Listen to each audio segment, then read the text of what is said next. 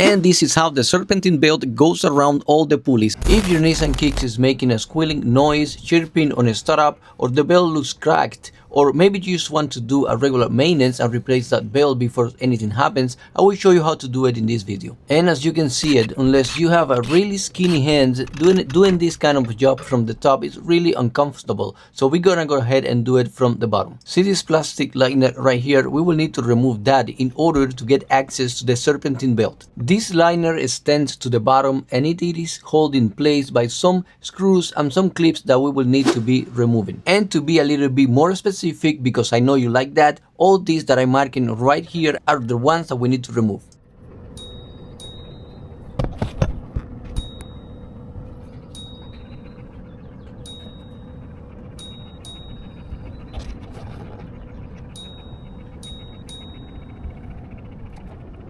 You can use this push pin removal tool, but it is not strictly necessary. You can use a flat head. Not the same, but it helps a lot.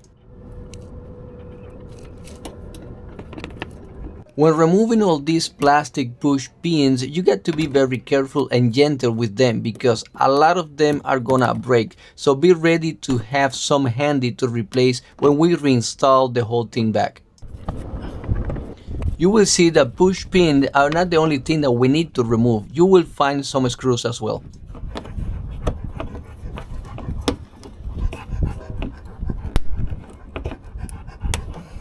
And just like I was mentioning, a bunch of them will break. Look at this one.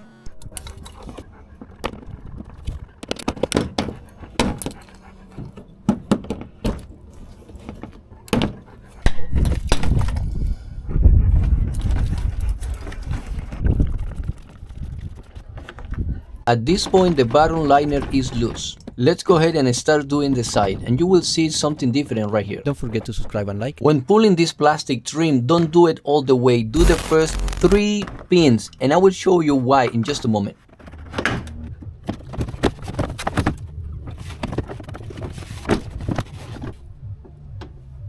I thought it was gonna be enough by just removing those at the front, but it was not. So I went ahead and removed this one too. Now pay close attention to this. This fender trim, you have to slide instead of pulling. If you pull, you're gonna break some pins. So make sure that you slide and then pull. If by accident you break one of those, it's not a big deal. You can get a new one, a replacement, like I did, and just install the new one. And this is how much we need to remove from the liner. At least for myself, that was more than enough to get access to the serpentine belt. Right here we can see how the belt goes around all the pulleys, and this one right here that I'm marking in green, that's the belt tensioner. That's the one that we need to push or pull, whatever you want to call it, in order to be able to remove that serpentine belt. Now take a look at the whole thing: crank, AC compressor, water pump, alternator, and belt tensioner. And this is how the serpentine belt goes around all the pulleys. This is very important.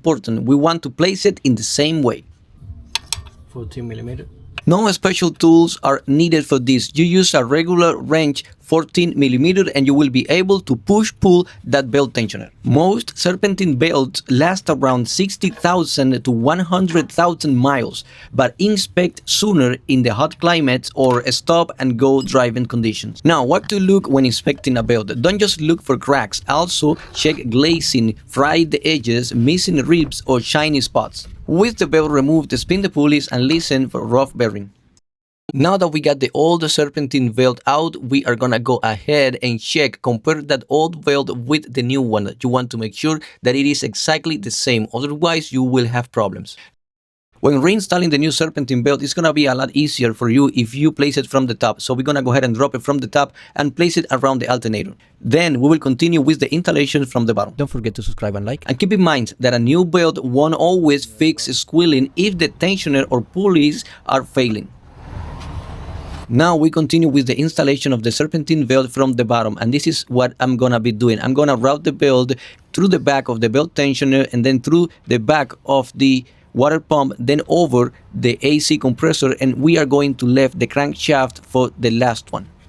If you don't feel like having to go back and forth in this video just to figure it out how the belt was, or to take a look at the pictures that I'm gonna be leaving in this video for your reference, go ahead and take a picture before removing the serpentine belt, so that way you can take a look at that picture instead of going back and forth in my video. This is a simple way to know how to route the serpentine belt. The flat part of the belt goes to the pulleys that are flat, and the part of the belt that has ribs, make sure that goes on the pulleys that have grooves. Let me give you this tip. If your serpentine belt squeals only on cold starts, don't assume it is the belt. Weak tensioners often cause that too.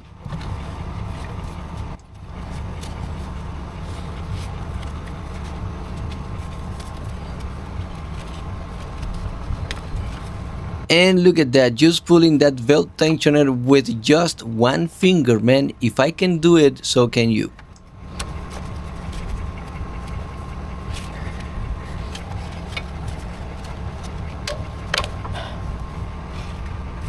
Before you let go, make sure everything is fine.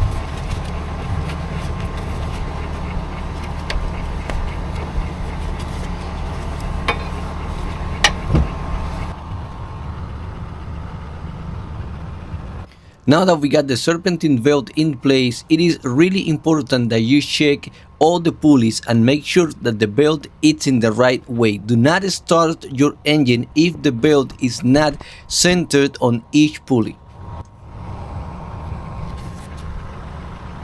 To the top and double check.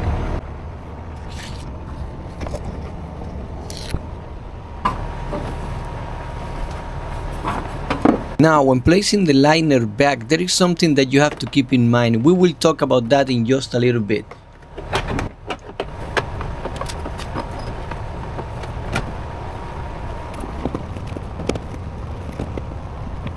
For me, it was a lot easier to start with the screws, so that way I have something that will hold the liner in place, and when I go with the push pins, it is already kind of held by something.